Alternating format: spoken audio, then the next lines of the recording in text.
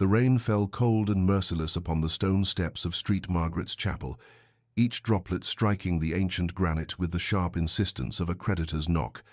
and Lady Eleanor Ashford stood in her ivory wedding gown, feeling the dampness seep through the thin satin slippers her late mother had worn decades before, her hands trembling not from the autumn chill, but from the terrible certainty of what this day truly meant. Beside her, tall as a monument and twice as cold, stood Adrian Blackwell, the Duke of Ravensmore, his dark hair sleek against his head, his grey eyes fixed somewhere beyond the gathered witnesses and beyond the weeping clouds, perhaps calculating figures and tonnage and profit margins, even as the vicar droned through vows that should have bound two souls, but instead merely transferred assets from one ledger to another. Eleanor could hear the whispers rippling through the pews behind them, the sympathetic murmurs of those who knew her father had been dead scarce 6 months, the more pointed observations about the Duke's sudden interest in matrimony, coinciding so conveniently with Lord Thomas Ashford's passing and the question of who would inherit his vast shipping empire, those merchant vessels that plied routes from London to the East Indies, their holds heavy with tea and silk and spices, that had built a fortune substantial enough to tempt even a duke whose ancient title could not mask the scent of financial desperation. She knew, of course, she had always known. When Adrian had called upon her 3 weeks after her father's funeral, his condolences as perfunctory as a business correspondence, when he had requested permission to court her with all the passion of a man ordering boots from his cobbler, when he had proposed in her father's study surrounded by the maps and manifests that represented the true object of his desire, Eleanor had understood with painful clarity that she was not a bride but a key, a means of access to the merchant fleet and trading contracts that she had inherited, the price the Duke was willing to pay being merely his name and title in exchange for her fortune. The ceremony proceeded with mechanical efficiency, each ritual observed, each word spoken, but there was no tremor of emotion in the Duke's voice when he pledged to honor and cherish, no warmth in his fingers when he slipped the cold gold band onto her hand, and when he lifted her veil to seal their union with a kiss, his lips barely grazed her cheek in a gesture so perfunctory it might have been a handshake. Eleanor signed the marriage register with her maiden name for the final time, watching as Adrian signed with bold, decisive strokes, the same hand that would soon sign orders and contracts for her father's ships, and then it was done. She was the Duchess of Ravensmore, a title that should have filled her with pride, but instead felt like a shroud. The carriage that bore them away from the chapel was as silent as a hearse, the rain streaming down the windows, obscuring the faces of the onlookers who had gathered to witness the union of ancient nobility and new wealth, and Eleanor sat across from her husband watching his profile as he stared out at the grey landscape, his expression revealing nothing, not satisfaction at his acquisition, not regret at the coldness of their bargain, nothing but the same calculating distance she had seen from the first, and she understood that whatever life awaited her at Ravensmore Hall, it would not include the foolish dreams of affection she had once harbored as a girl when her father still lived, and the future had seemed bright with possibility rather than dark with transaction. But before our lover's fate is revealed, subscribe so you never miss a chapter of romance and scandal, and tell us in the comments, where are you watching from? Now, let's begin. Ravensmore Hall rose from the moorland like a monument to all things austere and unforgiving, its grey stone walls the colour of storm clouds, its countless windows reflecting the dying light with the cold glitter of indifferent eyes. And as the carriage rolled up the long gravel drive lined with ancient oaks that had shed their leaves in surrender to autumn's advance, Eleanor felt something inside her contract with a chill that had nothing to do with the weather and everything to do with the realization that this vast, unwelcoming edifice was now her home, her prison, the place where she would live out her days as a transaction rather than a wife. The housekeeper, Mrs. Davison, a woman whose spine was as straight as the hall's columns and whose expression revealed nothing but dutiful courtesy, greeted them in the entrance hall, where marble floors stretched in every direction and the ceiling soared 2 stories above, making Eleanor feel smaller than she had ever felt in her life, and when the Duke, for she could not yet think of him as Adrian, could not think of him with any intimacy whatsoever, instructed Mrs. Davison to show the Duchess to her chambers, emphasizing the word in a way that made clear these would be her chambers and hers alone. Eleanor followed the housekeeper up the grand staircase with the resignation of a prisoner being led to her cell. The rooms were beautiful in their way, furnished with obvious expense if not warmth. The bed hung with heavy curtains in deep burgundy, the windows overlooking the wild moorland that stretched endlessly toward a horizon already darkening with evening. And as a pair of maids unpacked her trunks with efficient silence, Eleanor stood at the window and wondered if her father had known, when he built his shipping empire, when he accumulated his fortune through years of tireless work, that it would ultimately serve only to make his daughter a commodity valuable enough to tempt a duke who needed capital more than he needed companionship. She did not see Adrian again until dinner, and when she descended to the dining room at the appointed hour, she found him already seated at the head of a table so long it seemed designed to emphasize distance rather than bridge it. And he rose with perfunctory politeness as she entered, gestured to the chair that had been placed far enough away that conversation would require effort, and throughout the meal, course after course of expertly prepared food that tasted like ashes in her mouth, he spoke only of business matters, of a meeting scheduled in London, of a shipment expected from India, of tonnage and tariffs and profit margins, asking her nothing about her comfort, her opinions, her adjustment to her new home, looking at her when necessary, but somehow managing to look through her at the same time, as though she were made of glass, as though she were merely another fixture of the hall he had acquired along with the shipping contracts. Eleanor observed him as she picked at her food, noting despite herself that he was handsome in the way of classical statuary, all sharp lines and aristocratic angles, his dark hair catching the candlelight, his grey eyes intelligent and keen when they focused on anything other than her, and she wondered what manner of man could be so cold. What childhood or circumstance had taught him that a wife was merely another asset to be managed, another entry in a ledger, and when the interminable meal finally ended, and he excused himself to his study without even the courtesy of a good night, she climbed the stairs to her solitary chamber and lay awake in the darkness, listening to the house settle around her, vast and empty, and echoing with a loneliness so profound it seemed to have seeped into the very stones, and she understood that whatever life she had imagined for herself had died with her father, and what remained was merely this, existing in proximity to a man who had married her for her inheritance and would likely never see her as anything more than the price he had paid for his financial salvation. 3 weeks passed in this manner, 21 days that blurred together into a pattern of such rigid predictability that Eleanor could have navigated Ravensmoor Hall blindfolded, her mornings beginning alone in the small breakfast room where pale sunlight struggled through leaded windows, her meals taken in solitude while Adrian had already departed for his early morning rides across the moor. The rides, she knew, had less to do with pleasure than with avoiding her company, and she would sit with her tea growing cold, listening to the clock in the hallway mark each quarter hour with solemn precision, before retreating to the gardens where autumn had begun its work in earnest, stripping the roses of their final blooms, sending leaves skittering across the gravel paths like whispered warnings of the winter to come. Her afternoons she spent in the small parlour that Mrs. Davison had designated as suitable for the Duchess, her embroidery hoop a prop more than a passion, her needle-making stitches that had no purpose beyond filling the hours that stretched before dinner like an empty sea, and occasionally she would hear Adrian's voice echoing from some distant corridor as he spoke with his steward. Mr. Thornton, their conversation always centered on manifests and cargo schedules, tonnage calculations and port fees, the language of commerce that had become the only language her husband seemed to speak. Dinner remained the single daily occasion when they occupied the same room for more than a passing moment, but even this ritual had calcified into something that resembled companionship only in the most technical sense. Adrian would arrive precisely at 7, having spent the intervening hours closeted in his study with ledgers and correspondence, and throughout the meal he would read letters from his shipping agents, occasionally commenting aloud about a delayed vessel or favorable market conditions, asking Eleanor nothing about her day, her comfort, her thoughts, and his eyes when they flickered toward her containing no more warmth than they might offer a portrait on the wall, and she began to understand that to him she had already served her purpose, the marriage contract signed, the shipping empire transferred, and what remained was merely the tedious formality of cohabitation. She noticed small cruelties that perhaps he did not even recognize as such,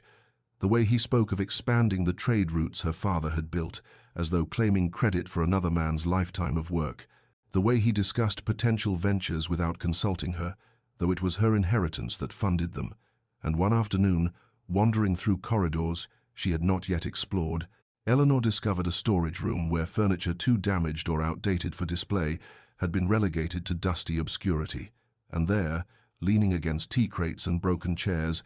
she found her father's portrait, the painting that had hung in his study for 20 years,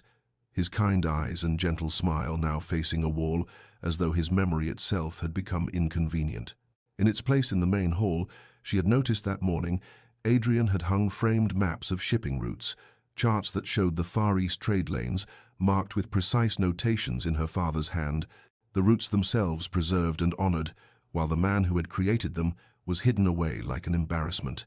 And Eleanor had stood before that storage room for a long time, something hardening inside her chest,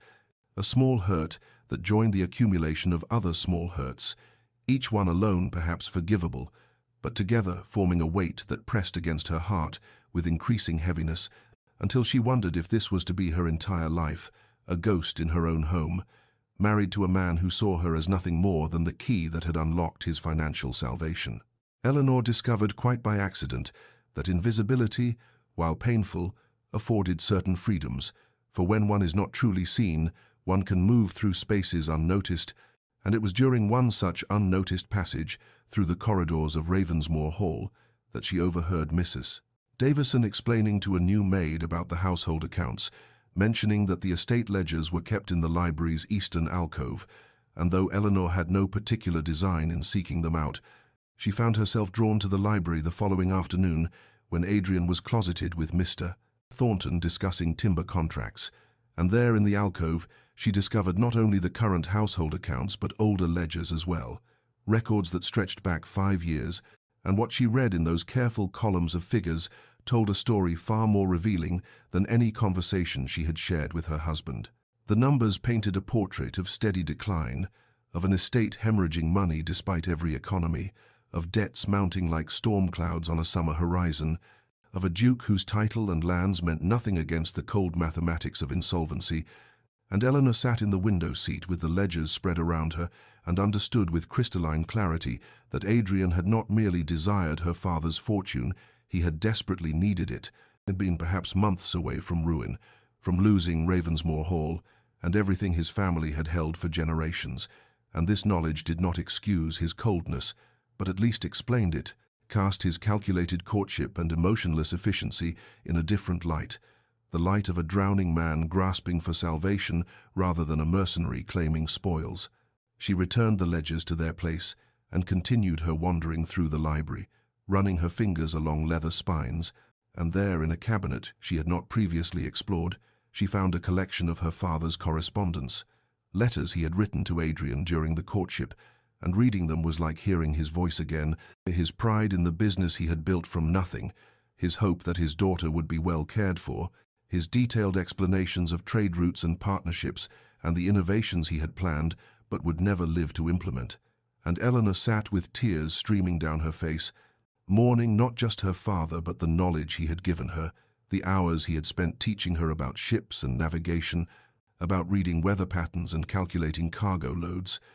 about the delicate diplomacy required to maintain relationships with merchants in Canton and Bombay and Port Said, all the wisdom he had poured into her because he had no son, and she had been eager to learn, and she realized with bitter clarity that Adrian had never once asked if she knew anything about the empire he had married her to obtain, had simply assumed she was decorative and ignorant, another asset to be managed rather than a partner who might contribute. The following morning, emboldened by frustration and grief in equal measure, Eleanor encountered Mr. Thornton in the hallway and inquired, with careful politeness, about the route being planned for the India run, and when he explained the intended passage, she suggested, almost diffidently, that her father had always preferred a slightly more southern course during autumn months to avoid the worst of the monsoon patterns, and Mr. Thornton had smiled at her with the same polite condescension one might offer a child discussing adult matters, assured her that the Duke's plans were most carefully considered, and moved on, leaving Eleanor standing in the corridor with her hands clenched at her sides, her expertise dismissed, her knowledge rendered invisible just as she herself had been rendered invisible, and she understood that this was to be another loss. Not only her father and her home and any hope of affection from her husband, but also her competence, her intelligence, and the parts of herself that her father had valued and nurtured, all of it set aside because she inhabited a body that men had been taught not to take seriously, and the frustration burned in her chest like swallowed fire, contained but consuming nonetheless. The evening arrived with the kind of bitter wind that rattled the window panes and sent servants scurrying to build up fires in every grate, and Eleanor entered the dining room at precisely 7 o'clock, as had become their unvarying custom, expecting the usual perfunctory meal, the usual silence broken only by the rustle of Adrian's correspondence. But the moment she crossed the threshold, she sensed something different in the atmosphere, a tension that hummed like a plucked string, and she found Adrian already seated, his posture rigid, a telegram crumpled beside his plate, and a glass of wine his second, she noted, for another sat empty, held in his hand, with enough force that his knuckles had gone white. He looked up as she entered, and for once his eyes actually focused on her face rather than sliding past toward some middle distance, though what she saw in them was not warmth but a kind of barely controlled agitation, and through dinner he ate nothing, simply poured himself a third glass and then a fourth, drinking with mechanical precision while staring at the telegram as though he could change its contents through sheer force of will. And finally, Eleanor, unable to bear the oppressive silence, asked with careful neutrality whether the news was troubling, and Adrian's laugh was sharp and bitter as he pushed the telegram across the table toward her. She read it quickly, her father's training allowing her to grasp immediately the implications. The Times Morning Star Asterisk, one of the largest vessels in the fleet, had failed to arrive in Bombay, was 3 weeks overdue, and the cargo of Chinese silks and porcelain represented a staggering sum,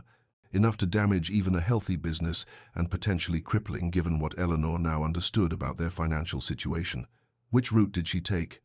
Eleanor asked quietly, her voice careful, and Adrian looked at her with something almost like surprise, as though he had forgotten she could speak in complete sentences, and he told her the Northern Passage, the faster route. And Eleanor felt her heart sink, because she knew, had learned at her father's knee, that the Northern Passage in late autumn was treacherous, that the monsoon patterns shifted unpredictably, and the Bay of Bengal became a graveyard for ships that tried to shave days off their journey by courting those dangerous waters. The northern route, she said, not quite a question, and something in her tone made Adrian set down his glass and truly look at her, his eyes sharpening with attention that was entirely new, and she continued, "My father always avoided the Northern Passage after September. The weather patterns are too unstable, the risk of storms too great, and he lost a ship there in '38 and swore never again." And she watched Adrian's face transform, saw surprise give way to something else. A dawning realization that perhaps his wife was not merely decorative, that perhaps she possessed knowledge he had never thought to access, and he leaned forward, his earlier agitation channeling into focus, and asked her what route her father had preferred. Eleanor told him about the longer southern passage, the way her father had cultivated relationships with harbour masters in Ceylon who would send word of weather conditions, the careful calculations of time versus safety, and Adrian listened with an intensity that might have been flattering had it not been born of desperation. And when she finished, he sat back, something crumbling in his expression, and she realized he was calculating how much money his ignorance might have cost, how his assumption that he knew better than the man who had spent 40 years building this empire had perhaps sent a ship and its crew to their deaths. The meal ended in silence, but it was a different quality of silence, charged with unspoken recognitions, and Adrian retreated to his study without a word, and Eleanor retired to her chambers, expecting nothing more from the evening. But hours later, unable to sleep, she walked the corridors and saw the thin line of lamplight beneath his study door, and something compelled her to check, and she found the door unlocked and him asleep at his desk, his head pillowed on his arms, surrounded by maps and ledgers, and her father's correspondence spread in desperate constellation around him, and in sleep his face had lost its hard edges, the harsh lines of calculation and control smoothed away to reveal someone younger, someone who looked almost vulnerable, and Eleanor stood in the doorway for a long moment, before quietly retrieving a blanket from the library and draping it across his shoulders, her hand hovering for just a heartbeat near his dark hair before she pulled away and left him sleeping. And she did not know why she had offered even that small tenderness to a man who had shown her none, except that in his exhaustion and worry she had glimpsed, perhaps, a human being beneath the cold facade, and that frightened her almost as much as it moved her. 2 months into their marriage, Adrian appeared at breakfast, an unusual occurrence in itself, for he typically took his morning meal in his study while reviewing correspondence, and announced with his characteristic curtness that they would be traveling to Portsmouth within the week, that his presence was required to meet with shipping partners and inspect the fleet, and that Eleanor would accompany him. For appearances, he added after a pause that made the addendum seem almost apologetic, though his tone remained clipped and formal. The days that followed were filled with preparations, trunks packed by efficient maids, Eleanor's traveling clothes laid out and pressed, and she found herself experiencing a strange flutter of something that might have been anticipation or anxiety, for she had not left Ravensmoor Hall since arriving as a bride, and the prospect of travel, even in Adrian's distant company, represented at least a change from the monotonous routine that had calcified around them. The morning of their departure dawned clear and cold, the kind of autumn day where frost silvered the grass and one's breath misted in the air, and Eleanor sat across from Adrian in the carriage as they rolled down the long drive and onto the road that would carry them south and east toward the coast, and for the first hour they maintained their usual silence, Adrian occupied with papers he had brought, Eleanor watching the countryside slide past the window, but then something shifted, some subtle relaxation in the atmosphere, and Adrian set aside his work and began, haltingly at first, to point out landmarks, the old Saxon church in the village they passed, the estate of a family he had known in childhood, and the ridge, where one could see 3 counties on a clear day, and though his commentary was brief and factual, Eleanor found herself grateful for these small offerings, these fragments of knowledge about the world beyond Ravensmoor's walls. The countryside grew wilder as they travelled, the cultivated fields giving way to rougher terrain, forests of oak and ash pressing close to the road, and Eleanor noticed how the farms grew more scattered, the villages smaller and more isolated, and there was something both beautiful and unsettling about this wilderness. The way civilization seemed to thin and fray at the edges. They stopped as evening fell at an inn that crouched beside the road like something from a fairy tale, all dark timbers and diamond-paned windows glowing with firelight, and Adrian arranged their accommodations with the innkeeper, securing separate rooms without consultation in a manner that no longer surprised Eleanor, though it still carried a small sting, and she found herself at the window of her chamber as twilight deepened into night, looking down at the courtyard where Adrian stood alone, smoking a cigarette, his face tilted toward the horizon where the last light was fading, and something in his posture, the set of his shoulders, the way he stood so utterly alone, despite the bustle of the inn around him, spoke of a loneliness that Eleanor recognized because it mirrored her own, and she wondered if he felt it too, this peculiar isolation of 2 people bound by law and contract, but separated by walls more impenetrable than stone. She was turning from the window when she heard the innkeeper's voice drift up from below, warning Adrian about bandits that had been plaguing the road, suggesting he hire guards for the remainder of the journey, and Eleanor watched as Adrian dismissed the concern with a curt wave, his confidence absolute, and she felt a tremor of unease that she could not quite name, a premonition that settled cold in her chest as she finally turned away and prepared for a restless night's sleep. The next morning dawned wrapped in mist, the kind that clung to the ground and muffled sound until the world seemed wrapped in grey wool, and Eleanor felt the unease from the previous night settle more heavily on her shoulders as she took her seat in the carriage,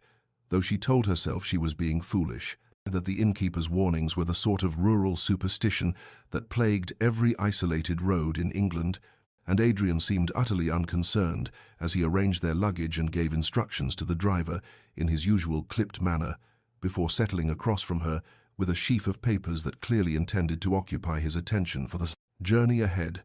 The road narrowed as they traveled deeper into the forest, ancient oaks pressing close on either side,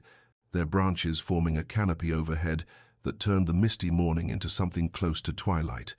and autumn leaves, gold and crimson and brown, drifted down in lazy spirals to carpet the road, beautiful and melancholy, and there was something unsettling about the quiet, the way even the horses' hooves seemed muffled,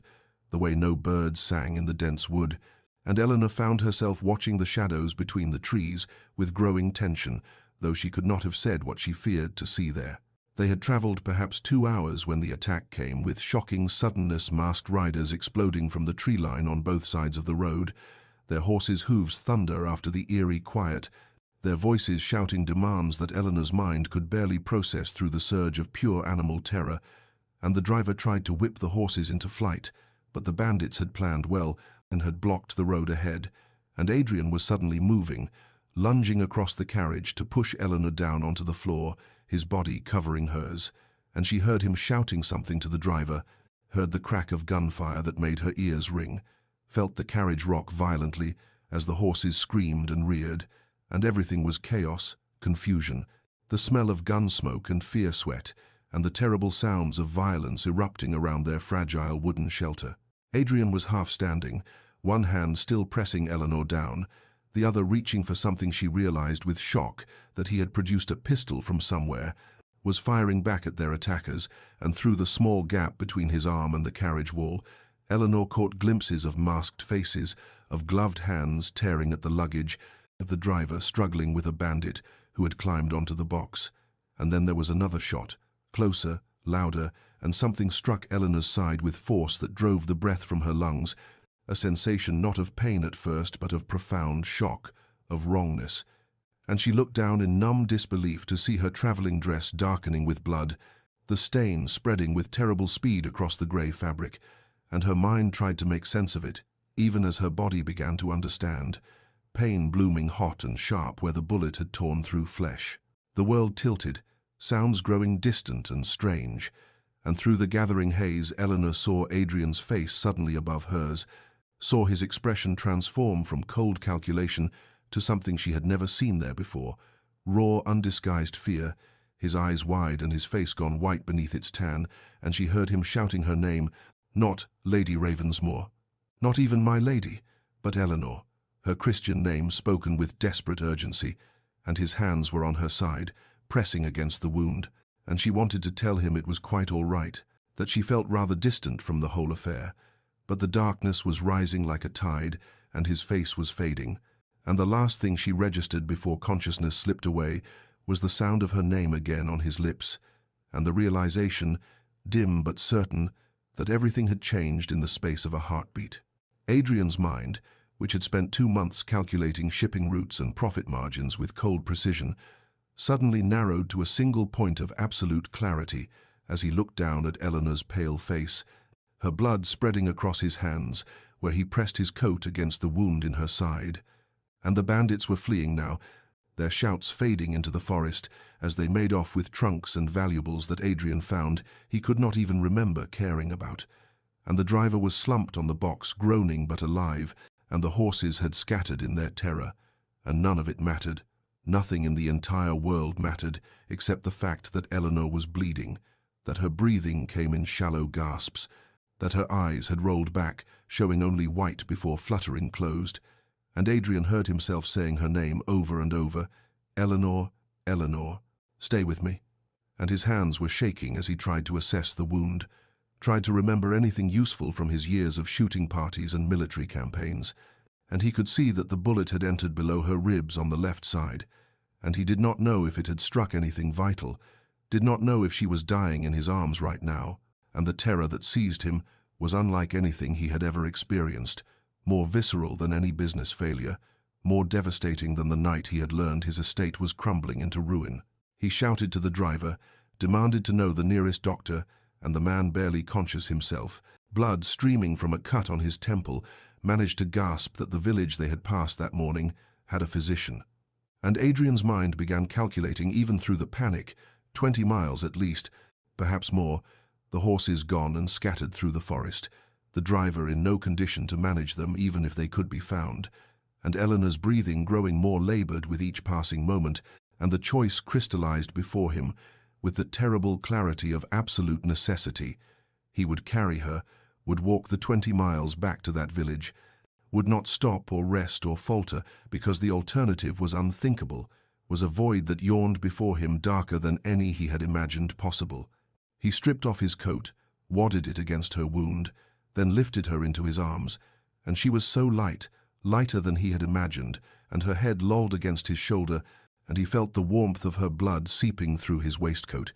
and he began walking, back the way they had come, along the forest road that suddenly seemed to stretch infinitely before him. With each step, his mind turned over a question that he could not answer, could not even fully articulate. When had she become essential? When had the quiet woman who sat across from him at dinner, who walked alone in the gardens, who asked intelligent questions that he had dismissed or ignored, when had she transformed from a means to an end into someone whose loss would tear something vital from his chest? He thought of their wedding day, how he had barely looked at her face, how he had calculated the value of the shipping contracts even as he spoke his vows, and shame burned through him hotter than the exertion of carrying her, and he adjusted his grip, felt her breath warm against his neck, and kept walking as the autumn sun climbed higher, and the forest path stretched on before him, and he whispered to her, though she could not hear, promised things he had never thought to promise anyone, and knew with absolute certainty that nothing in his carefully constructed life had prepared him for this moment, when everything he had thought mattered revealed itself as dust and shadow compared to the weight of her in his arms and the desperate hope that he would not be too late. Adrian had been walking for perhaps 2 hours, though time had taken on a strange quality where he could not be certain if minutes or lifetimes were passing, and his arms ached with a deep burning pain that radiated through his shoulders and down his back. His breathing labored as he picked his way along the forest road that seemed to stretch endlessly before him, and Eleanor's weight, so light at first, had become a burden that tested the limits of his endurance, though he would sooner have died than set her down, would sooner have collapsed entirely than failed in this desperate mission. He talked to her constantly, his voice hoarse and rough, saying her name, telling her to stay with him, pleading with her in a way he had never pleaded for anything in his carefully controlled life. And sometimes she stirred slightly, her head moving against his shoulder, a small sound escaping her lips. And these tiny signs of life were the only things that kept his feet moving forward when every muscle screamed for rest. The autumn sun climbed higher, filtering through the canopy of leaves overhead in shafts of golden light that would have been beautiful if Adrian had possessed any capacity to notice beauty, and his mind, seeking escape from the physical torment and the crushing fear, began to turn over memories like a man examining evidence of his own crimes, and he remembered their wedding day with sudden terrible clarity, how he had stood beside her in that cold chapel and calculated shipping routes, even as he spoke his vows, how he had looked at her pale hands, trembling as she signed the register, and felt nothing but satisfaction that the contracts were now his, how he had sat across from her in the carriage afterward and reviewed ledgers instead of speaking to his new wife, and the shame of it crashed over him in waves that matched the rhythm of his labored steps. He remembered dinners where she had sat across the long table at Ravensmoor Hall, quiet and composed, sometimes attempting conversation that he had deflected with curt responses or ignored entirely as he read correspondence. And he had treated her like furniture, like a fixture of his house that required no more attention than a chair or a table, useful only insofar as it served his purposes, and the guilt was a physical thing now, as heavy as her body in his arms, as sharp as the pain in his shoulders. Eleanor stirred again, mumbled something indistinct, and he caught his father's name, Thomas, spoken with such longing that Adrian's chest tightened, and he realized with stunning clarity that he had never asked about her grief, had never acknowledged that she had lost her father mere months before their marriage,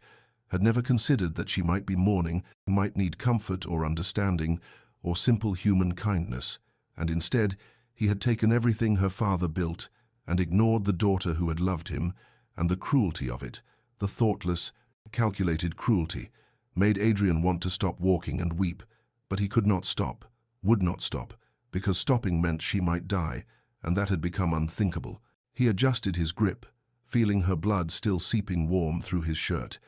and he kept walking through the dappled sunlight, through the beauty of autumn that mocked his desperation, and he whispered promises to her unconscious form,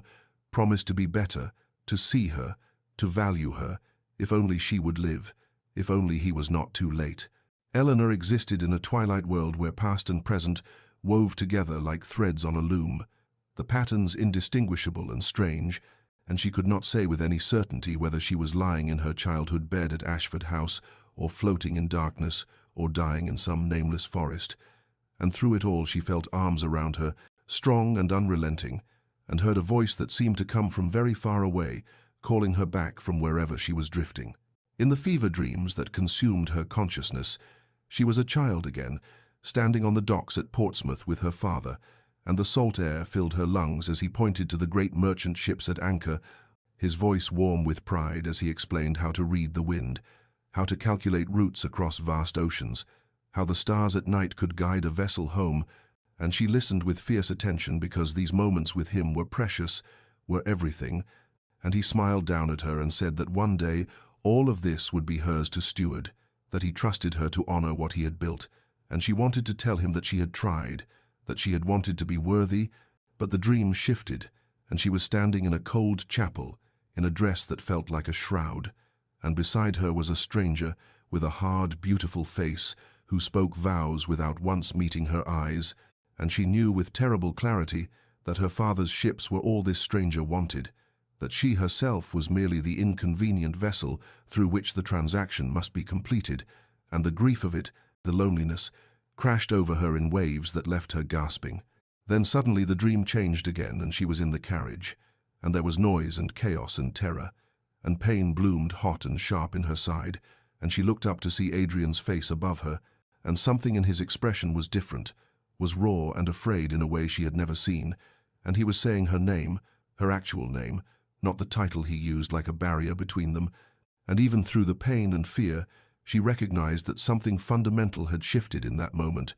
that the mask he wore had cracked and revealed something desperate beneath. She tried to hold on to that image, that flash of genuine emotion, but the fever pulled her down again into confused fragments of memory and sensation, and she felt movement, felt herself being carried, and Adrian's voice came to her through the haze telling her to stay with him, and she wanted to tell him that she was trying, that she did not want to slip away into the darkness, but her tongue would not form words, and she could only drift, could only surface occasionally into brief moments of painful clarity, where she saw the canopy of autumn leaves overhead and felt the rhythm of footsteps and understood dimly that he was carrying her, that he had not stopped or set her down, and the determination in his voice when he spoke to her was like a rope she could hold, could use to pull herself back from the edge. In one of those surfacing moments, when the pain sharpened enough to cut through the fever's fog, she managed to open her eyes and saw his face above her, saw the lines of exhaustion carved deep around his mouth, and saw the fierce concentration in his eyes, and she understood somehow that he had been walking for a very long time, that his arms must be screaming with the burden of her weight, but he had not faltered, would not falter, and the knowledge of it broke something open inside her chest that had nothing to do with the bullet wound, and she whispered through cracked lips the only words she could manage. "Don't stop," though she was not entirely certain what she meant by it, whether she meant the walking or something larger, something about the fragile thing that seemed to be building between them in this desperate journey. And then the darkness pulled her down again, but this time it felt less frightening because his arms were still around her, and his voice was still calling her name, like an anchor in the storm. Night had fallen with the quiet inevitability of a curtain descending on a tragedy, and Adrian had been walking for perhaps 6 hours, though he could no longer be certain of time or distance or anything beyond the weight in his arms and the burning agony that had spread through every muscle of his body, and his legs trembled with each step, threatening to buckle beneath him, his back screaming with pain that radiated down his spine and through his shoulders until he could not distinguish one source of torment from another, and Eleanor's breathing had become shallow and rapid, a terrible whispering sound that filled him with a fear more absolute than any he had known, and the road before him stretched into darkness so complete that he could barely distinguish the path from the forest on either side, and twice he stumbled on unseen ruts in the packed earth, nearly falling, catching himself at the last moment with a lurch that sent fresh waves of pain through his exhausted body and made Eleanor moan softly against his chest, and he realized with growing desperation that he was lost, that in the darkness he might have missed a turning or wandered from the main road entirely, that he could be carrying her deeper into the wilderness rather than toward salvation. He stumbled again, more severely this time, and his knee struck the ground hard before he could stop himself, and the impact jolted Eleanor in his arms, and he heard her breath catch in a way that suggested pain, and for a long moment he knelt there in the dark road with her cradled against him, his whole body shaking with exhaustion and fear, and the temptation to simply remain there, to rest, to surrender to the overwhelming fatigue, crashed over him with the force of a physical blow, and he looked down at Eleanor's face in the pale moonlight that filtered through the clouds, saw how white she had become, how still except for those terrible shallow breaths, and he thought with sudden clarity that she might die here, might die in his arms on this dark road, and it would be his fault, his responsibility, the final consequence of his cold calculations and callous disregard, and the despair of it was a weight greater than her body, was a crushing burden that made breathing difficult and thinking impossible. But then, kneeling there in the darkness with his wife dying in his arms,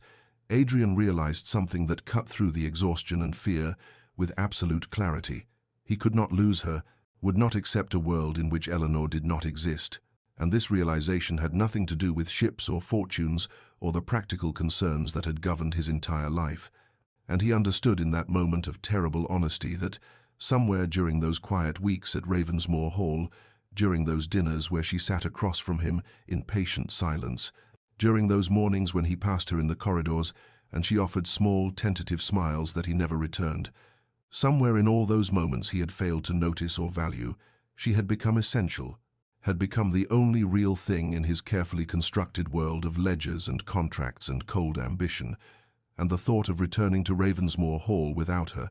of sitting at that long dinner table alone, and of walking through rooms that would echo with her absence, was unbearable, was impossible, was a future he would not accept. He stood slowly, his legs shaking so badly he wondered if they would hold him, and he adjusted his grip on Eleanor's limp form, felt her blood still warm against his chest, and he began walking again, one foot in front of the other, moving forward because the alternative was unthinkable, and he began to talk to her as he walked, his voice hoarse and raw but steady, and he told her about Ravensmoor Hall in spring, when the gardens bloomed with roses and lilacs and the air filled with their perfume, and he promised to show her those gardens, and to walk with her through them and learn the names of every flower.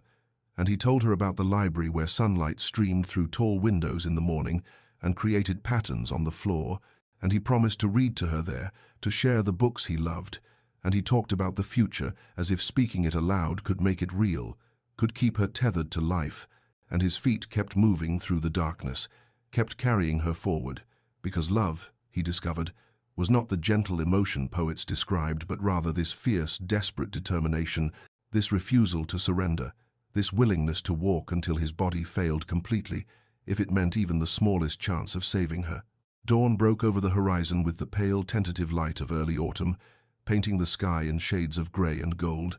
and Adrian had been walking through the entire night, his body moving now on something beyond physical strength, on some reserve of pure will that he had not known he possessed. And every step was agony, his legs no longer trembling but rather numb and distant, as though they belonged to someone else, his arms locked around Eleanor's still form, in a grip he could not have released even if he wished to, and his mind had narrowed to a single point of focus, a single driving need to reach help before it was too late. And then through the morning mist he saw them, lights in the distance, the warm glow of lanterns and hearth fires that could only mean habitation, and the village he had passed a lifetime ago when Eleanor sat beside him in the carriage, and the world was ordinary and comprehensible, and hope surged through him with such force that it was nearly painful, that it brought tears to his eyes and fresh strength to his exhausted body. And he staggered forward faster, his stride uneven and desperate, covering the final half-mile with single-minded determination, and Eleanor stirred in his arms for the first time in hours, her eyelids fluttering open, her eyes unfocused but conscious, and she looked up at his face with an expression of such bewilderment, such disbelief, that he nearly sobbed with relief at seeing her aware, seeing her alive, and her lips moved and he bent his head to hear her whisper, her voice barely audible, "You carried me." And there was wonder in those 3 words, wonder and something else he could not quite name, and he found his own voice, though it emerged raw and broken from his throat. 20 miles, he answered, and the words felt inadequate to capture what those miles had contained, the fear and desperation and revelation. But then he heard himself continue, the truth emerging unbidden, "I would have carried you 1,000, and the words surprised even him with their absolute sincerity, with the depth of feeling they revealed, feelings he had not known he possessed until this moment. And Eleanor's eyes filled with tears, though whether from pain or emotion he could not tell, and she said nothing more, but her hand moved weakly against his chest, and he understood it as acknowledgement, as acceptance, as perhaps the first fragile beginning of something that might one day become forgiveness. He reached the first houses of the village as full dawn broke, the sun cresting the hills and flooding the street with golden light, and he knew the doctor's house from his previous passage through, a neat cottage with a painted sign hanging above the door, and he staggered up the steps and pounded on that door with his shoulder, because he could not release his hold on Eleanor, pounded again and again with increasing desperation, until finally the door swung open and the doctor stood there in his nightshirt, an elderly man with kind eyes that widened as he took in the scene before him, the blood-soaked nobleman holding his dying wife, and the doctor asked no questions but simply stepped aside and gestured them in with urgent efficiency, calling for his housekeeper, clearing the table in his surgery with a sweep of his arm, and Adrian carried Eleanor to that table and laid her down with infinite care. And the moment her weight left his arms, he felt the world tilt and spin, felt his legs finally give way beneath him, felt himself falling, and the last thing he saw before darkness claimed him was Eleanor's pale face and the doctor bending over her with capable hands, and then there was nothing, nothing at all, only the black velvet of unconsciousness into which he surrendered gratefully, his body and mind finally releasing their burden now that she was safe, now that he had fulfilled his desperate promise to bring her home. Adrian woke to dim afternoon light filtering through lace curtains, his body sprawled in an unfamiliar chair in what he slowly recognized as the doctor's parlor, and for a moment he could not comprehend where he was or how he had arrived there, and then memory crashed over him with the force of a physical blow, Eleanor bleeding in his arms, the endless walk through darkness, the desperate pounding on the doctor's door, and he lurched upright with such violence that pain shot through every muscle, his back seizing, his legs cramping, but he ignored all of it and staggered toward the sound of low voices coming from the next room, and he pushed through the door to find the doctor washing his hands in a basin, while Eleanor lay on a narrow bed, so pale and still that Adrian's heart stopped until he saw the gentle rise and fall of her chest beneath the clean white bandages that wrapped her torso. And the doctor turned to him with a grave expression and explained in quiet professional tones that he had removed the bullet and stitched the wound, that she had lost considerable blood, but the bullet had missed vital organs by perhaps an inch, that she was alive but weak and fighting fever, that the next few days would be critical, and Adrian heard the words from a great distance as though under water, heard only that she lived, that there was hope,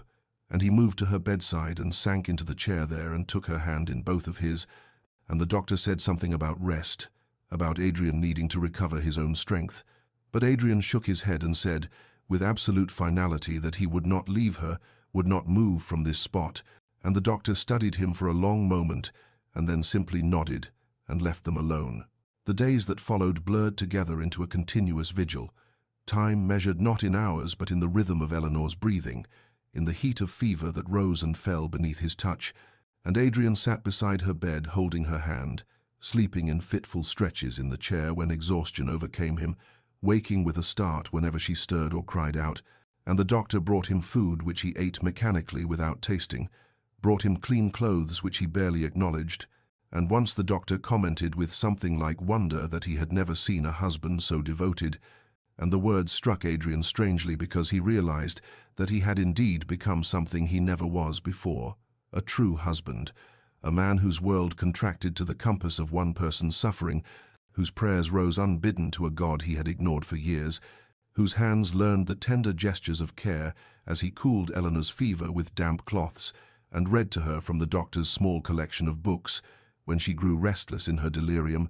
his voice hoarse but steady, reading poetry and scripture and whatever else came to hand, and he talked to her constantly, telling her about Ravensmoor Hall and the changes he would make, the gardens they would restore together, the life they would build, speaking as though his words could anchor her to this world, could keep her from slipping away into the darkness that seemed always to hover at the edges of the sick room. On the third day her fever broke, and Adrian woke from an uneasy doze to find her eyes open, truly open for the first time since the attack, clear and cognizant rather than clouded with pain and delirium, and she looked at him with an expression of such wonder, taking in his disheveled appearance, his unshaven face, the blood-stained shirt he still wore because he had refused to leave her long enough to change it properly. And she whispered, her voice weak but unmistakable, "You stayed," and there was a question in those words, disbelief that he would remain when he might have left her to the doctor's care and returned to his important business, and Adrian felt something break open in his chest, some last barrier of pride or self-protection crumbling, and he raised her hand to his lips and answered with absolute truth, "Always." Eleanor recovered slowly over the following days, her body healing with the resilience of youth but her strength returning in gradual increments. And Adrian never returned to the separate chair the doctor offered in his parlour, never left her bedside except for the briefest necessities. And as the acute danger passed and Eleanor could remain awake for longer periods, they began, tentatively, and with the awkwardness of strangers learning a new language, to actually talk, not the perfunctory exchanges of their marriage thus far, but real conversation, and it was Eleanor who breached the silence first, her voice still weak, but her gaze direct as she asked the question that lay between them like a chasm. "Why did you marry me?" "Adrian." And she used his given name for the first time. "I want to hear you say it." And he could have dissembled, could have offered comfortable lies, but something in her eyes demanded truth, and so he gave it to her, his voice quiet but steady, as he explained that he had needed the ships, the fortune, that his estate had been crumbling despite the grand title, that he had been weeks away from ruin when he learned of her father's death and the shipping empire that would pass to his daughter, and he watched her face as he spoke, saw no surprise there, only a kind of sad acknowledgement, and then he said something he had not planned, words that emerged from some deep place of newfound honesty. "But I was wrong to treat you as a transaction, Eleanor. I was wrong to see only what you could provide rather than who you are." And she was quiet for a long moment before asking, her voice softer now, "Who are you then, Adrian Blackwell?" And he found himself speaking of things he had never shared with anyone, out of his childhood, in the cold halls of Ravensmoor, with a father who measured worth in ledgers and power, of impossible expectations and the gradual hardening of his heart, as he learned that emotions were weaknesses to be excised, and that affection was a luxury he could not afford. And Eleanor listened without interruption, and when he finished, she began to speak, haltingly at first, and then with gathering strength, about her father and the consuming grief of losing him, about the loneliness that had filled her life even before their marriage, about the shipping business her father had loved and taught her, treating her as the son he never had. And as she spoke, Adrian realized how profoundly he had failed to see her, how he had shared a house with this remarkable woman and treated her as invisible, and their conversation continued through the afternoon, the doctor bringing them tea which grew cold as they talked, and at some point their hands found each other on the coverlet, fingers intertwining with a naturalness that surprised them both, and neither pulled away, and the walls that had stood between them began to crumble, brick by brick, truth by truth, until the space between them felt less like a chasm and more like a bridge they were building together, word by careful word, as Eleanor grew stronger over the following week, able to sit up without dizziness and take brief walks in the doctor's small garden with Adrian's arm supporting her. Adrian found himself gripped by a compulsion he could not resist, a need to speak truths he had spent a lifetime concealing. And one afternoon, when she sat in the chair by the window with sunlight illuminating her face, still pale but gaining color each day, he pulled a stool close to her and said quietly, "Eleanor, there is more I must tell you." And she turned to him with those clear eyes that seemed to see through all his carefully constructed defenses, and he told her everything, holding nothing back. Now the full extent of the debts that had accumulated under his father's neglect and his own prideful mismanagement, the desperation that had driven him to seek a marriage of convenience, the calculated way he had pursued her after learning of her father's death, how he had reviewed the shipping manifests and trade agreements before he ever looked at her portrait, how he had stood beside her at the altar, thinking only of solvency and expansion, and never once considering the woman whose life he was binding to his own, and his voice grew rough with shame as he spoke. But he forced himself to continue because she deserved this honesty, deserved to know the full measure of his coldness, and then he told her something else, something he had discovered during those terrible hours carrying her through darkness. But somewhere on that walk, Eleanor, somewhere in those miles,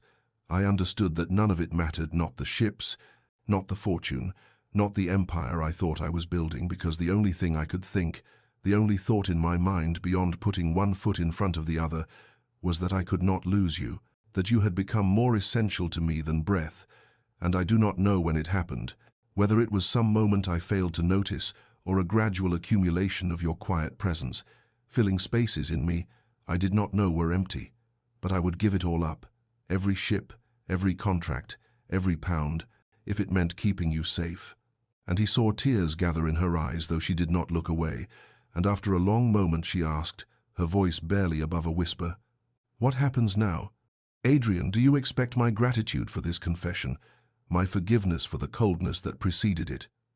And he shook his head quickly and said, "I expect nothing, Eleanor. I have forfeited any right to expectations." And then he took a breath and said what frightened him most, "But I am asking, if you can find it in yourself, for a chance not to return to what we were, because that was nothing, a hollow arrangement that benefited only me, but to begin again, to know you truly, to build something real from this broken foundation.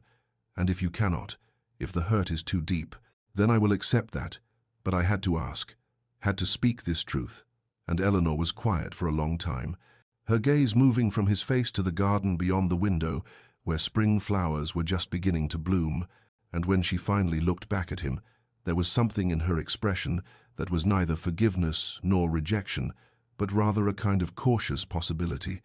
and she said softly,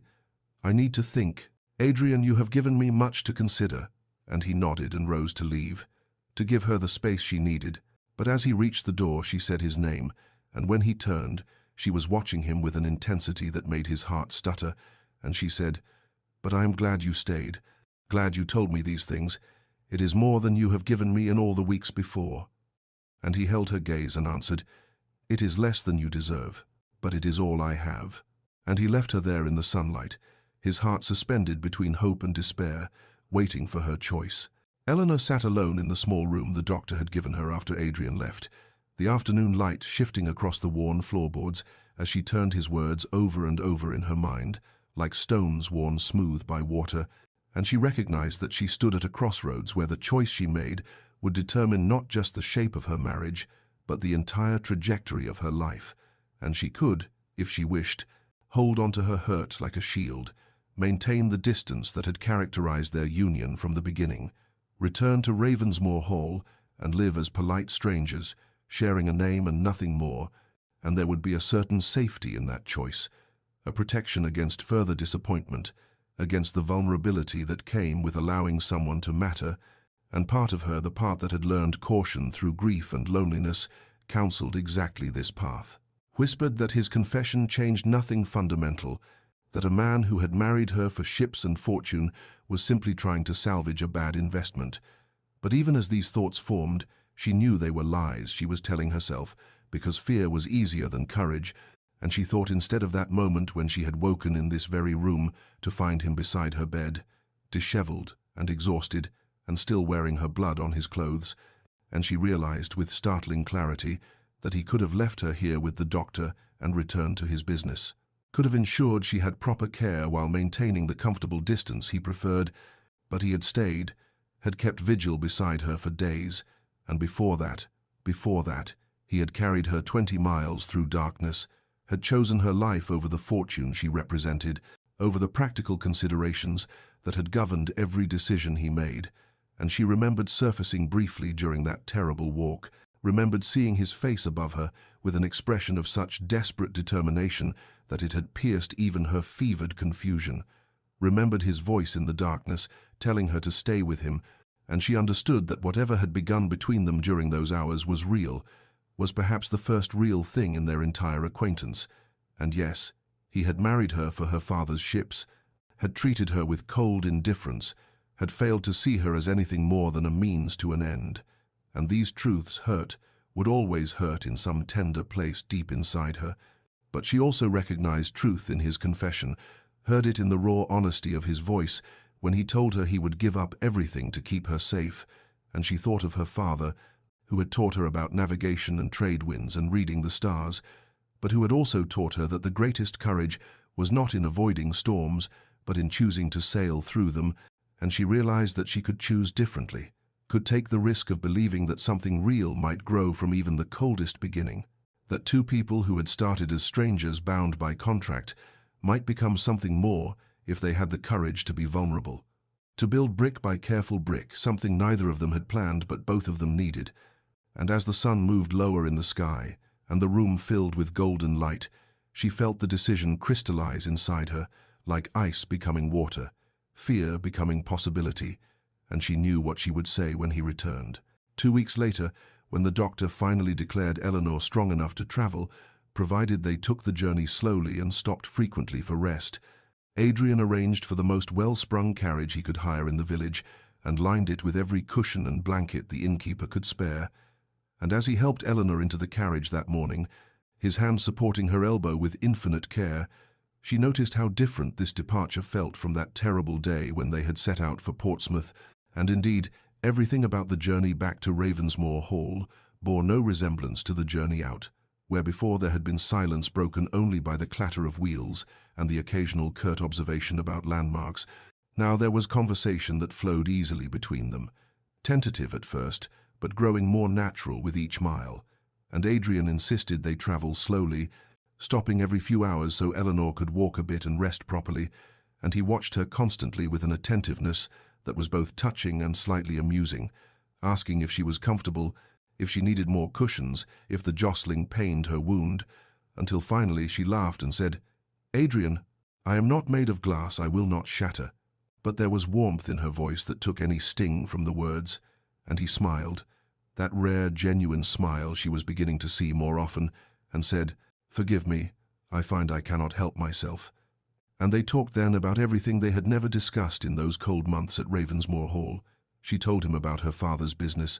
about the evenings spent in his study, learning about trade routes and manifests, and the intricate dance of supply and demand across the seas,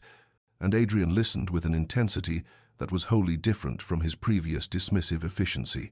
and he asked her opinions on decisions he was facing, on contracts he was considering, and Eleanor found herself sharing ideas her father had discussed with her before his death, innovations in cargo management, and new routes that might prove profitable. And Adrian's amazement was evident as he said, "You have a mind for this, Eleanor, your father taught you well." And there was respect in his voice that warmed her more than any fire, and he told her about his travels before his father's death, about ports he had visited, and the vast complexity of maritime trade, and she asked about his childhood, and he spoke more openly than he ever had about the cold estate, where emotions were forbidden and weakness was punished, and she began to understand the armor he had built around himself. And when they reached the inn where they had stopped before, that place where the innkeeper had warned about bandits, and Adrian had arranged separate rooms without consultation, he turned to her as the carriage halted and asked quietly, "Eleanor, would you, that is, I could arrange separate rooms again, if you prefer, but I thought perhaps," and she understood what he was asking. This man who was learning vulnerability, one painful step at a time, and she said gently, "I would like to share a room, if the offer is genuine," and the relief in his face was answer enough. And that night they lay in separate beds in the dim firelight, and talked in the darkness about poetry she loved, and places he hoped to show her someday, and small dreams they had never shared with anyone. And his voice in the darkness was intimate in a way that had nothing to do with physical proximity, and everything to do with the walls finally coming down. And when she finally drifted to sleep, she heard him whisper, "Good night, Eleanor," with such tenderness that she carried it into her dreams, and she understood that what they were building now was more intimate than many marriages ever achieved. This careful architecture of trust and genuine knowing, brick by patient brick. The carriage rolled through the iron gates of Ravensmoor Hall in the late afternoon, and as Eleanor looked up at the imposing stone facade that had seemed so cold and forbidding when she first arrived as a bride, she found that everything appeared different now, softened somehow by the transformation that had occurred not in the house itself, but in the two people returning to it. And Adrian helped her down from the carriage with such careful attention that Mrs. Henshaw, The housekeeper, who had rushed out to greet them, stood frozen in surprise at the Duke's tender solicitude, and in the days that followed, Adrian set about making changes that announced to the entire household that something fundamental had shifted. He commissioned a portrait of Eleanor to hang in the main hall, where visitors would see it immediately upon entering, and he personally retrieved her father's portrait from the storage room, where it had languished, and placed it in the library, in a position of honor, beside the shipping maps. And when Eleanor discovered this, she felt tears prick her eyes at the recognition implicit in the gesture. And Adrian had the connecting door between their bedchambers unlocked and left standing open, and that first night back he said quietly, "The choice is yours, Eleanor, always yours." And she looked at that open doorway and understood that he was offering not just physical proximity, but the vulnerability of allowing her into every aspect of his life, and she walked through it without hesitation and found him sitting by his fire. And they talked until the candles guttered low, and she fell asleep in the chair beside him with his coat draped over her shoulders, and they began establishing new rhythms that bore no resemblance to those cold early weeks. They took breakfast together in the morning room, where sunlight streamed through tall windows, and Adrian asked her thoughts on the day's business and listened intently as she offered suggestions drawn from her father's teachings. And they walked in the gardens, even as autumn deepened toward winter, and he asked her opinions on everything from tenant concerns to investment opportunities, and Eleanor found herself gradually taking a role in the shipping business that her father had built. And Adrian not only welcomed her involvement, but actively sought her counsel, including her in meetings with his steward and solicitors, and the men who had initially been skeptical soon recognized that the new Duchess had a mind as sharp as any businessman's, and the servants whispered among themselves about the change in their master, how the harsh lines around his mouth had softened, how he smiled now, how his eyes followed the Duchess with an expression that could only be called tender. And months passed in this manner, and the bare trees of winter giving way to the first green shoots of spring. And one evening, Eleanor brought tea to Adrian's study, where he was reviewing shipping manifests, and he looked up with such genuine pleasure at her arrival that her heart contracted with the sweetness of it, and he pulled her gently into his lap, an intimacy that would have been unthinkable in those early days, and she settled against him with easy comfort as they reviewed the documents together, her head resting on his shoulder, and she thought of how far they had traveled from that cold wedding day, how a marriage that began as pure transaction had transformed into something real and precious and entirely theirs, built brick by patient brick, from the ruins of a loveless arrangement into something that felt, finally, like home. 3 years had passed since that terrible day on the Portsmouth Road, 3 years since blood had soaked into autumn leaves, and a desperate man had carried his dying wife through 20 miles of darkness, and now in the late spring afternoon, Eleanor stood in the gardens of Ravensmoor Hall, watching their daughter, little Catherine, just past her 2nd birthday, toddle among the rose bushes with that particular concentrated determination that small children bring to their explorations, and Eleanor's laugh rang out clear and bright as Catherine discovered a butterfly and tried to catch it in her chubby hands. And from the terrace above, Adrian stood with a letter forgotten in his hands, a missive from his solicitor, informing him that the shipping company had doubled its profits under their joint management, and that the Ravensmoor name was now synonymous with maritime excellence. But his eyes were not on the letter but on his wife, on the way the sunlight caught in her dark hair, now worn looser than fashion dictated, on the grace of her movements as she bent to scoop up their daughter, and something in his chest expanded with a contentment so profound it still surprised him sometimes. This man who had once believed himself incapable of such feeling, and Eleanor looked up as if sensing his gaze, and their eyes met across the garden, and she smiled with such deep happiness that he found himself descending the terrace steps without conscious thought, drawn to her as he had been drawn every day since he had carried her bleeding body and discovered what truly mattered. And Catherine shrieked with delight as her father approached and held out her small arms imperiously, and Adrian scooped her up with the easy confidence of a man who had learned that showing love was not weakness, but the greatest strength, and he took Eleanor's hand with his free one, and they walked together through the gardens that had once seemed so cold and formal, but that Eleanor had transformed into something warm and alive, planting flowers her father had loved, and creating spaces where their daughter could play. And Eleanor rested her head against Adrian's shoulder as they walked, and sometimes, like now,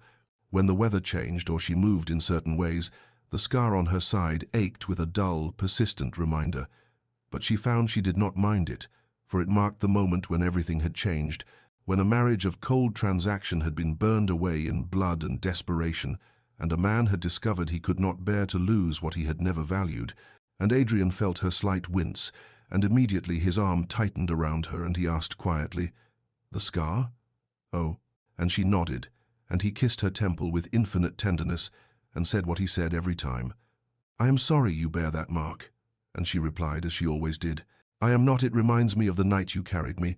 of the moment you became truly my husband." And Catherine, nestled between them, reached up to pat her mother's face with sticky fingers and declared, "Mama happy," with the certainty of a child who has never known anything but love. And Adrian looked at the house behind them, at Ravensmoor Hall, glowing warm in the golden afternoon light, its windows open to let in spring breezes, its rooms filled now with laughter and life, and all the messy, beautiful chaos of a family, and he thought of how he had stood on those same terrace steps 3 years ago, and watched this woman, who was still virtually a stranger, prepare for a journey. And he had felt nothing but cold calculation about shipping contracts and trade routes. And now she was the center of his entire world, and he whispered against her hair, "I love you." And she turned in his arms and kissed him softly and said, "I love you too." And they stood there in the garden they had built together, their daughter between them, and the house that had once echoed with emptiness was a home now, filled with a love that had grown from the most unlikely soil, watered by blood and desperation, and the courage to begin again. The evening settled gently over Ravensmoor Hall as Adrian and Eleanor stood together on the terrace, where so much of their story had unfolded, his arm around her waist and her head resting against his shoulder in the easy intimacy of a couple who had traveled far from that cold wedding day when they had been strangers, bound by contracts and necessity, and they watched the last golden light fade from the gardens, where their daughter had played earlier, now sleeping peacefully in the nursery above, and Eleanor traced the line of the scar beneath her gown with absent fingers and said quietly, "Do you ever think about that day on the Portsmouth Road, how differently everything might have gone?" And Adrian's arm tightened around her, and he said, "Every day I think of how close I came to losing you before I ever truly had you." And they stood in companionable silence for a moment before Eleanor turned to face him fully and said, "We have been very fortunate, have we not, to find love in such unlikely circumstances?" And he kissed her forehead and agreed that fortune did not begin to describe the grace that had transformed their transactional arrangement into something real and precious and entirely their own. Dear listener, perhaps you have heard this story and found yourself thinking of arrangements in your own life that began without love, of relationships that seemed destined to remain cold and practical, of moments when you wondered whether warmth could ever grow from such frozen soil. And if so, know that love is not always the thunderbolt of romance novels or the instant passion of fairy tales. Sometimes love is a choice made in the darkness, a decision to keep walking when your arms ache and your strength fails, a willingness to begin again when beginning seems impossible. And what Adrian and Eleanor discovered on that terrible day when blood soaked into autumn leaves was that the human heart is capable of profound transformation if given the courage to be vulnerable, if offered the grace of a second chance, if met with honesty about past wrongs and genuine commitment to building something better. The coldest arrangements can yield the warmest loves if both parties find within themselves the bravery to tear down walls built of pride and self-protection, and to speak truth, even when truth reveals ugly motivations and painful mistakes, to extend forgiveness when forgiveness seems undeserved, to trust again when trust has been broken, and perhaps most importantly, to recognize that love is not merely a feeling but an action. It is the 20 miles walked through darkness, the vigil kept at a sickbed, the daily choice to honor and cherish what you once took for granted, the willingness to carry each other through whatever wilderness life presents. If you find yourself in a relationship that seems broken beyond repair, in a marriage that has become mere cohabitation,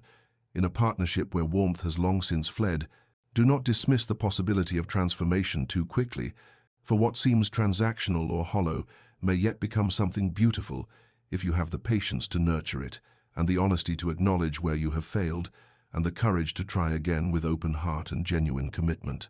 May you find, as Adrian and Eleanor found, that the most profound loves sometimes grow not despite difficult beginnings, but because of them, watered by the tears of recognition and fed by the soil of hard-won understanding. And may you have the strength to carry those you love through their darkest hours, knowing that in the carrying you may discover depths in yourself you never knew existed. And may you rest tonight in the peace of knowing that redemption is always possible, that cold hearts can learn to warm, that strangers can become beloved, and that love, true, deep, lasting love, can spring from even the most unlikely and unpromising circumstances if tended with patience and watered with grace. This story comes to you from Gentle Pages, where we believe in the transforming power of love and the possibility of second chances if this tale has touched your heart. Please subscribe and share it with someone who needs to hear that even the coldest beginning can lead to the warmest ending. And may you find your own unexpected love. May you have the courage to begin again, and may you rest well tonight, dear listener, wrapped in the knowledge that transformation is always, always possible.